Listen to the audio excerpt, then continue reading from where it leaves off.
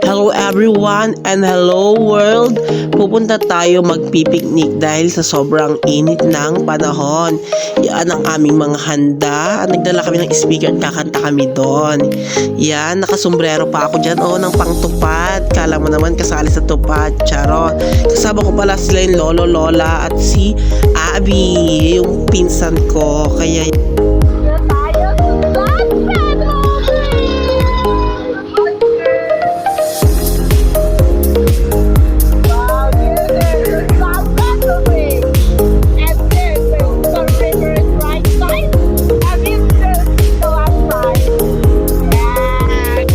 yan guys, malapit na tayo sa pupuntahan natin. Dito pala yung daanan papuntang Nilagyawan. Pwede dumaan dito. At nandito na tayo. Wow, ang ganda ng view. Ano pa, punta na kayo dito sa San Pedro. Magandang maligo dito. Nakikita nyo yun, mga maraming sasakyan, maraming tao doon. Pero hindi doon kan pupunta. Ayan, malapit-lapit na tayo. Nandito na tayo sa San Pedro Bridge 2. Yan, pwedeng maligo rin dyan.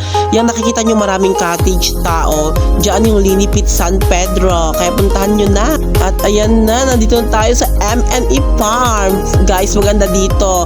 Free entrance, pero may bayad yung cottage. With video okay pa. Saan pa?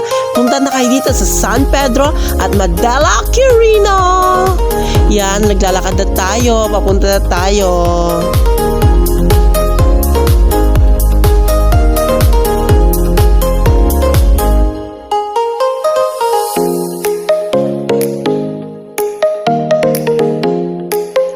Ayan, malapit na tayo. Walking distance nito is 1 to 3 minutes lang. Depende sa paglakad mo. Yan ang dami pang mga saging. Perfect. Kaya maganda dito pero hindi pwedeng manguha yan. Sa may-ari yan. Kaya punta na kayo dito. Malapit-lapit na tayo.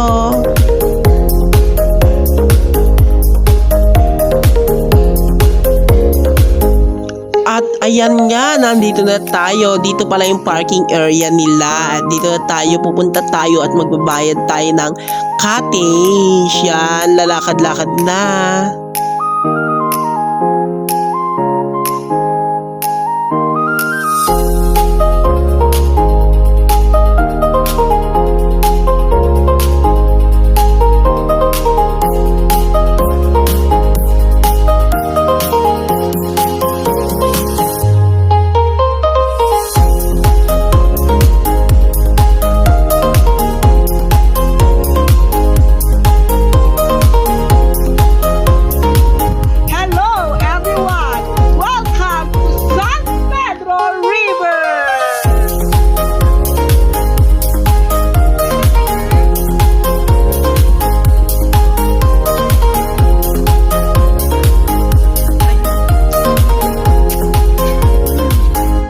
Kaya ano guys, punta na kayo dito. Napakaganda, napaka-fresh ng water. Ang lamig-lamig, ang gandang maligo, ang ganda maglangoy-langoy. Kaya saan na, punta na kayo dito sa San Pedro River at Madela Quirino.